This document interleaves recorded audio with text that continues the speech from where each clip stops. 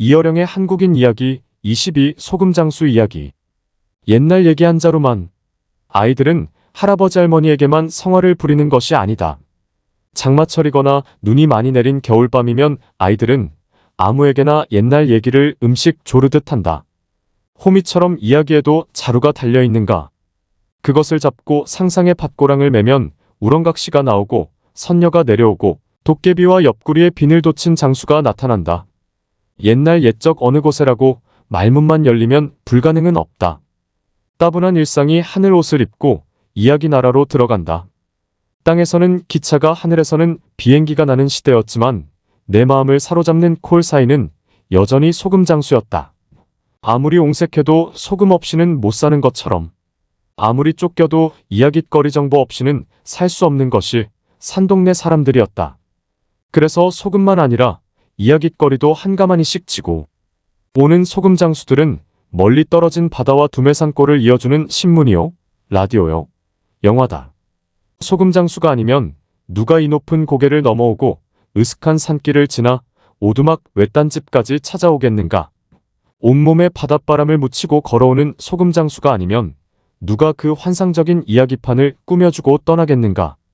더구나 소금장수는 일방적으로 정보를 뿌리는 보통 미디어가 아니다. 그들 자신이 깊은 산속에서 길을 잃고 헤매다가 구미호에게 홀리는 이야기의 주인공이 되기 때문이다. 산동네 사람들은 그냥 이야기의 소비자들이 아니었다. 스스로 이야기를 지어내는 탁월한 이야기꾼들이기도 했다. 시대가 바뀌면 입에서 입으로 전해지던 소금장수 이야기도 라디오와 TV의 전파를 타고 인터넷의 네트워크와 연결된다. 그것이 전설의 고향이요, 인터넷 괴담이다. 하지만 이야기를 생산하고 소비하는 한국적 패턴은 달라지지 않는다. 그것이 궁금하면 안동시 북후면에 있다는 400년 묵은 노송을 찾아가면 된다. 높이 10여 m, 나무둘레 4m가 넘는다는 소나무가 눈을 끌지만 우리 관심을 돋우는 것은 김삿갓 소나무라는 그 이름과 그에 얽힌 이야기이다. 방랑시인 김삿갓이 이곳 신절리 석탑사에 들렀다가 지나는 길에 이 소나무 아래에서 쉬어갔다는 것이다. 그 후부터 그 소나무 가지가 삿갓 모양으로 변했다는 것인데, 놀라운 건 옛날 삿갓을 쓴 소금장수들도 이 소나무 밑에서 쉬어갔다는 이야기다. 김삿갓과 소금장수가 한 소나무 밑에서 쉬어갔다는 말은 한국의 옛날 얘기 공간이 어떤 것인지를 설명해 보여주는 것이고, 400년 묵은 그 소나무가 두 삿갓의 비밀을 증언해주고 있는 셈이다. 대부분의 사람은 이규택 칼럼에서도 보듯이 소금장수를 김삿갓과는 반대의 극에 존재하는 물질적 측면에서만 바라보았다. 옛날 기방에서 기생들이 반기는 인기 손님 순위 1위는 소금 자루를 메고 오는 염서방으로 은이나 곡식 자루를 메고 오는 은서방복서방을 따돌렸다. 그만큼 소금은 곡식이나 돈보다 얻기 어려운 귀물이었다는 것이다. 가뭄에 콩나듯 나타나는 소금장수는 가장 기다려지고 선망받는 직업이어서 평양감사보다 소금장수라는 속담이 생겨나고, 괜히 희죽거리면 소금장수 사위 보았나라는 속담도 생겨났다는 것이다. 그러나 소금장수의 삿갓이 김삿갓이 머물던 같은 소나무 아래 있었다는 것을 모르면 한국인 이야기도, 한국인의 정보공간의 특성도, 오늘날의 인터넷 공간도 알 수 없다. 그리고 소금장수와 김삿갓이 동행할 때 이호석의 메밀꽃 필 무렵에 장돌뱅이 나귀가 등장하는 중대한 의미도 놓치게 된다. 낮에는 장터에서 물건을 팔고 달밤에는 산길에서 사랑 이야기를 늘어놓는 허생원의 나귀 등에는 보따리만이 아닌 이야기 보따리도 실려 있었던 것이다. 그러고 보면 끝날 것 같지 않은 장마 날, 셀 줄 모르는 겨울밤에 아이들이 조르던 이야기 한 자루의 그 자루는 호미자루가 아니라 소금을 담았던 이야기 자루였던가 보다. 이어령의 한국인 이야기 23 소금장수 이야기. 내 유년 시절의 소금장수와 장돌뱅이는 약장수였다. 수상쩍기는 했어도 만병통치약을 가지고 산골 장터까지 나타나는 약장수들은 옛날 소금장수와 다를 게 없었다. 더구나 낡은 바이올린이라 해도 신식악기를 가지고 다녔기에 약장수 몸에서는 장꾼들과 다른 도해지 냄새가 났다. 그러던 어느 날 황혼역계 장꾼들에 섞여 마을로 흘러들어온 한 약장수가 우리 집 바깥채에서 머물게 됐다. 다른 약장수와는 달리 그가 들고 다니는 악기는 바이올린이 아니라 양철북이었다. 아저씨는 빠이롱 없어요? 시골 아이들은 바이올린을 그렇게 불렀다라고 묻자 왜 이 북이 어때서라고 드럼을 두어 번 치고는 멋쩍게 웃었다. 약장수는 못 보던 상표에 껌을 주기도 하고 임꺽정 같은 이야기도 들려줬지만 나는 집채만한 전차가 길 위로 다닌다는 서울을 생각했다. 그러던 어느 날 아저씨는 툇마루에 북을 남겨둔 채 모습을 나타내지 않았다. 어른들은 시궁 이야기를 할 때마다 입에 손을 대고 쉬쉬했지만 어느새 약장수 소문은 마을 전체로 퍼져나갔다. 그는 약장수가 아니라 이인이라고 했다. 시골에서는 독립지사나 혁명가를 그렇게 불렀다. 나는 지금도 그것이 이인인지 위인의 사투리인지 풀지 못하고 있다. 읍내에서 순사에게 잡혀가는 것을 직접 보았다는 사람도 있었고 군자금을 구하러 온 독립군이라고 귀띔해주는 사람도 있었다. 동경 유학을 한 사상가라고 말하는 사람은 그가 안경을 썼기 때문에 그렇게 말했을 것이며 어느 갑부의 친척이라고 말한 사람은 아마 그의 금이빨을 보고 한 소리였을 것이다. 어쨌든 이런 이야기들로 잠자던 동네는 갑자기 소낙비를 만난 푸성기밭처럼 생기가 돌기 시작했고 거기에 흥분까지 하게 된 것은 누군가 밀고자가 있었다는 소문 때문이었다. 처음엔 면석이와 노름빚을 진 사람들이 입에 오르내렸지만 그 무렵 부쩍 싸움이 많아졌던 것을 보면 평소 눈을 흘기며 지내던 사람들을 입방아에 올렸던 것 같다. 그러다 감고 치지는 초여름 어느 날 갑자기 울리는 양철북 소리를 듣고 나는 아저씨다 라고 외치며 밖으로 뛰어나갔다. 하지만 약장수 북을 치고 있는 것은 동네 개구쟁이들이었다. 그 애들은 약장수가 다시는 돌아오지 못할 것이라는 걸 알고 있었던 것이다. 신나게 치는 양철북 소리가 울릴 때마다 감꽃이 하나둘씩 떨어지고 있었고 그 너머로 왜 이 북이 어때서라고 북을 몇 번 두드리다 멋쩍게 웃던 아저씨 얼굴을 떠올렸다.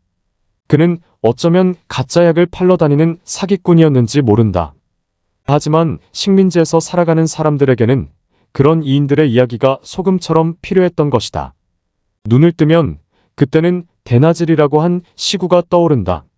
내가 눈을 떴을 때 이미 그 아이는 식민지의 대낮 속에 있었다.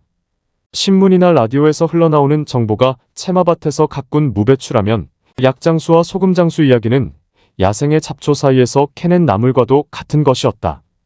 읍내에는 이미 일본집 가게가 있었고 누나와 형은 학교에서 일본말을 배우고 있었으니 애라도 그걸 모를 리 없다. 그런데도 남의 양철북을 치고 다니던 애들에 대한 미움 이상의 분노가 약장수 아저씨에 대한 연민이나 슬픔 이상의 외로움이 어디에서 오고 있는지를 그때야 비로소 느낄 수 있었다. 소금장수는 늘 밤길을 헤매다가 여우에게 속는다. 불빛이 반짝거려도 절대 오두막집 문을 두드리지 마라. 아무리 울음소리가 처량해도 색시의 손을 잡아서는 안 된다. 늘 내 마음을 졸이고 나서야 소금장수는 번번이 죽을 고비를 넘기고 도망친다. 그 이야기를 입 밖에 내면 약장수 아저씨가 정말 구미호에게 간을 파먹힐지도 모른다는 생각 때문이었을까? 30년이 지난 뒤에야 나는 자전적 에세이 하나의 나뭇잎이 흔들릴 때에 그때 이야기를 글로 쓸 수 있었다. 분명한 것은 그날부터 김삿갓과 소금장수와 장돌뱅이와 그리고 약장수들은 우리 곁을 떠나고 있었고 내 이야기의 공간도 점점 좁아들고 있었다는 사실이다. 이어령의 한국인 이야기 24 소금장수 이야기 지라로에 제가 식으면 낯선 사람이 오면 나는 으레 엄마 아빠의 뒤에 숨었다. 그러면 손님은 이 녀석 낯가리만 해라고 서운해하고 어른들은 괜찮아 인사드려라 하고 말씀하신다. 우리 아저씨, 우리 아주머니, 우리 동네분 무엇이든 우리란 말만 붙으면 낯선 것은 사라진다. 그때 나는 우리라는 말이 울타리라는 말과 같다는 것을 알게 된 것이다. 정말 낯선 사람이면 울타리 밖으로 내쫓고 그 자리에 소금을 뿌렸으니까. 밤에 오줌을 싸면 아침에 키를 뒤집어 쓰고 동네방네 얻으러 다녀야 하는 것도 바로 그 소금이었다. 그게 설탕이었으면 좋겠다고 하던 시절에도 소금은 항상 불가사의한 힘을 갖고 우리를 따라다녔다. 약장수 아저씨가 일본 순사들에게 잡혀갔다는 이야기를 들으며 생각난 것도 소금장수 이야기였으며 일본 순사는 인간의 간을 빼먹는다는 구미호고 아저씨는 불쌍한 그 소금 장수였다. 민족이니 공동체니 하는 거창한 역사책에서가 아니라 그 뒤에도 내내 소금 장수 이야기를 통해 우리의 이야기를 들을 수 있었다. 욕망이 없으면 결핍도 없다완트 나트랭나트는 말로 구석기 시대의 경제학을 찬미한 마셜 셀린즈와 같은 석학이 만약 소금 장수 이야기의 원리를 알았더라면 나물 먹고 물 마시고 팔베개를 베고 잠을 자는 한국인의 그 자족적 삶 속에서도 결핍이란 단어가 존재한다는 사실을 알았을 것이다. 두말할 것 없이 소금이다. 그것이 먼 바다로부터 소금 장수가 산골로 들어오게 된 이유며 또 산골 사람들이 낯선 떠돌이를 반갑게 맞이해야만 했던 이유다. 그리고 그들은 한 울타리를 만들어 이계의 낯선 요괴들에게 소금을 뿌렸다. 그것이 선녀 얘기든 도깨비 얘기든 옛날 이야기들은 소금을 구하고 소금을 뿌리는 동일 구조로 이루어진다. 그리고 또 하나의 결핍이 있다. 나무를 익혀 먹으려고 할 때의 욕망인 그 불이다. 나무를 무쳐 먹고 삭혀 먹고 익혀 먹었던 한국인들은 화롯불에 둘러앉는다. 소금 장수 이야기를 확대 재생산한 노변정담이다. 감히 정지용의 시 향수를 모르면 한국인이 아니다는 말을 할 수 있는 것도 그 때문이다. 지러로에 재가 식어지면 비인 밭에 밤바람 소리 말을 달리고 얇은 졸음에 겨운 늙으신 아버지가 집벽에를 돋아 고이시는 곳 그곳이 차마 꿈엔들 이칠이야. 이 시 구절 속에는 채집시대에서 농경시대로 바뀐 한국인 전체의 아버지 모습이 담겨 있다. 800개가 집벽에로 바뀐 것이 그것이다. 한국 농경 문화를 상징하는 짚으로 새끼를 꼬며 집신을 짜면서 지라로에 재가 식을 때까지 이야기로 지새우는 사람들이다. 지라로 옆에서 잠자는 농부는 잠자는 숲속의 미녀가 아니다. 도끼를 든 구석기 시대의 아버지며 대초원에서 말을 달리며 사슴을 잡던 수련민, 그것도 말 위에서 90도로 돌아등 뒤에 사슴을 쏘는 고구려 벽화의 그 사냥꾼이다.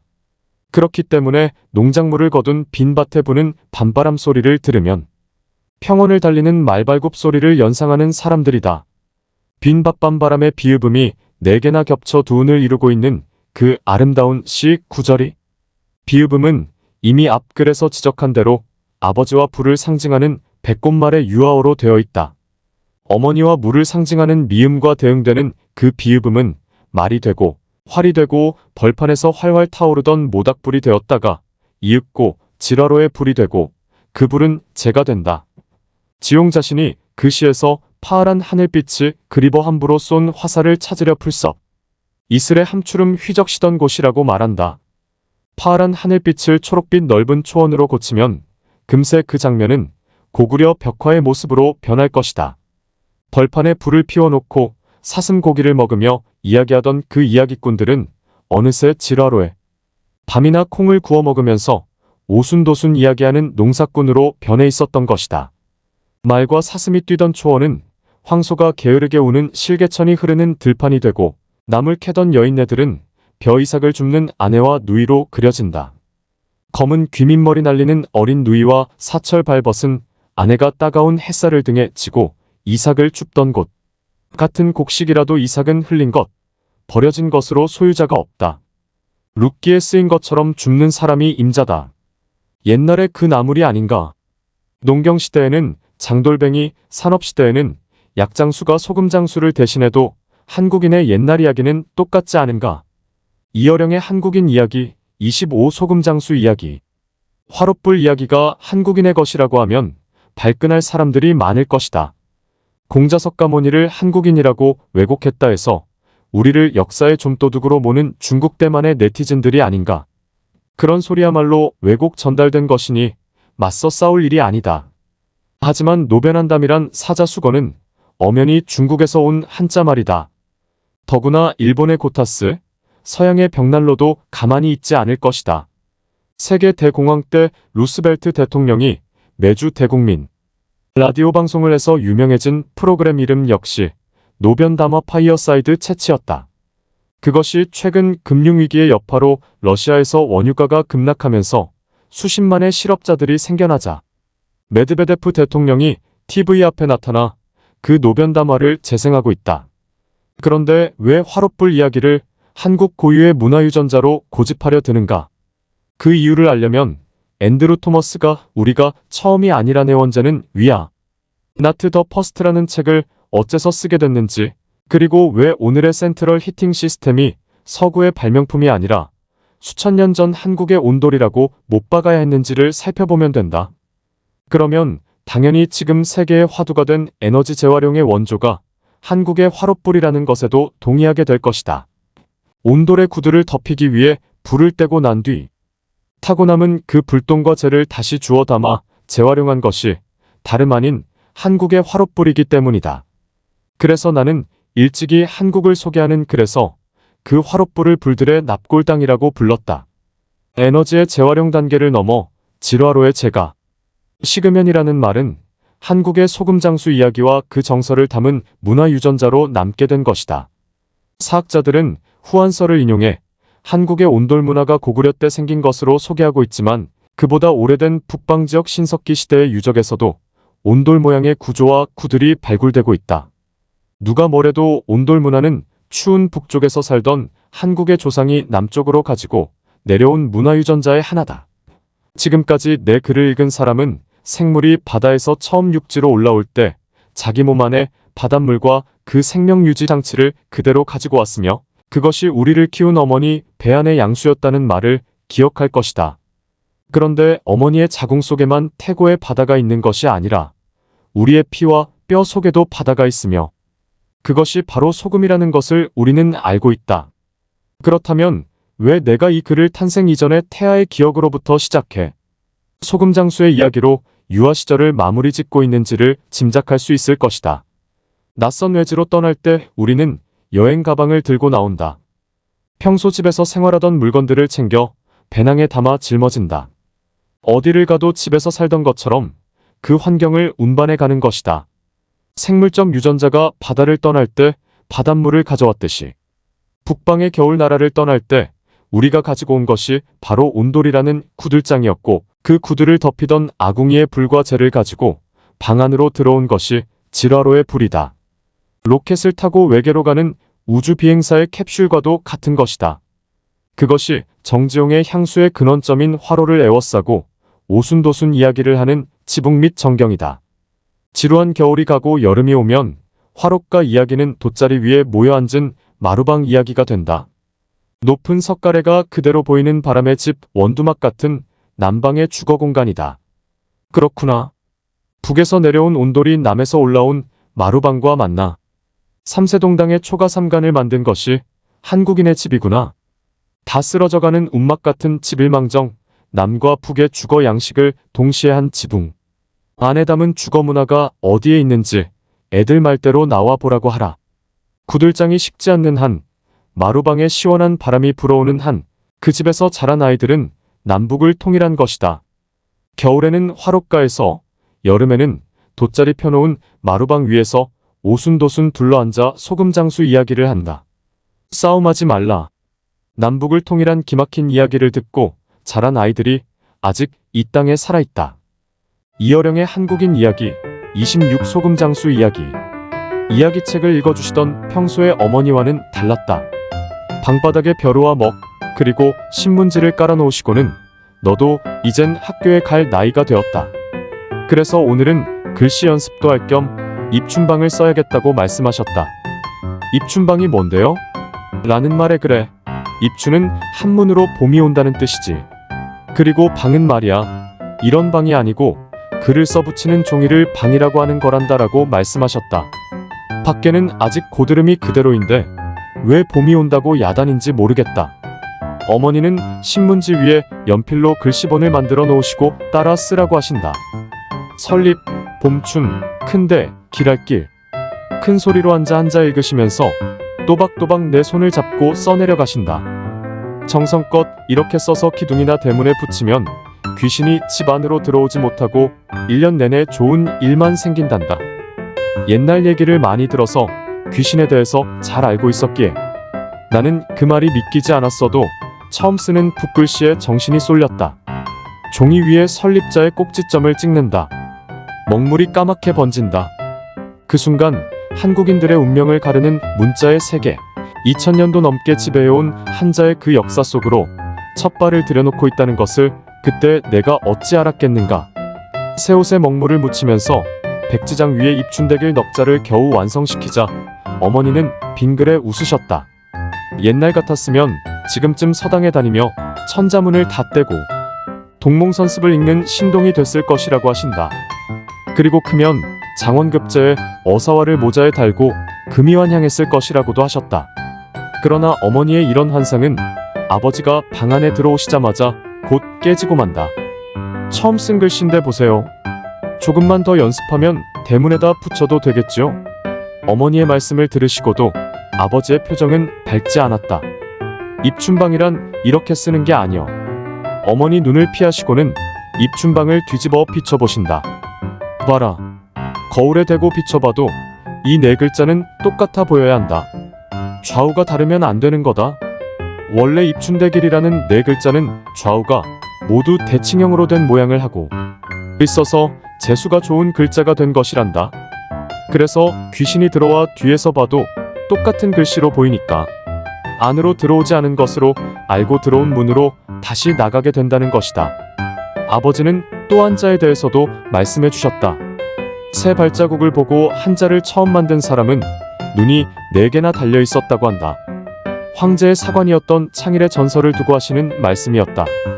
그런데 글자를 다 만들고 났더니 하늘에서는 좁쌀들이 비처럼 쏟아지고 또 어둠 속에서는 귀신 울음소리가 들렸다고 한다. 창일이 누가 울고 있느냐고 묻자 귀신은 이렇게 대답한다. 어둠을 지배하는 귀신이요. 그런데 당신이 글자를 만들어 빛이 환한 세상을 만들어 놨으니 내 있을 곳을 잃어 슬퍼서 우는 거요. 나는 아버지의 설명을 듣고서야 한자가 귀신을 이긴다는 것을 알았다. 그리고 한자를 만든 사람보다 그런 이야기를 해주시는 아버지가 더 존경스러웠다. 칭찬 한마디 없는 아버지가 섭섭했지만 그것은 분명 어머니를 사랑하는 것과는 또 다른 아버지의 세계가 존재한다는 것. 그리고 한참 뒤에야 안 것이지만 광화문이라고 이름을 지으신 세종대왕께서도 창일의 그 빛으로 세상을 밝혀 백성들을 귀신으로부터 벗어나게 하려고 했다는 것을 안 것이다. 창일의 눈이 4개였다면 한글을 만드신 세종대왕의 눈은 6개쯤 되었을 것이다. 한자 속에서 나의 유년도 소금장수 이야기도 귀신의 울음소리처럼 끝나가고 있었다. 정말 학교 갈 나이가 되었나 보다. 입춘대길, 입춘대길, 입춘대길. 아버지 말씀을 듣고 귀신도 몰라보게 다시 대칭형으로 고쳐 쓴 입춘방 하나가 뜰 아랫방 기둥에 붙여졌다.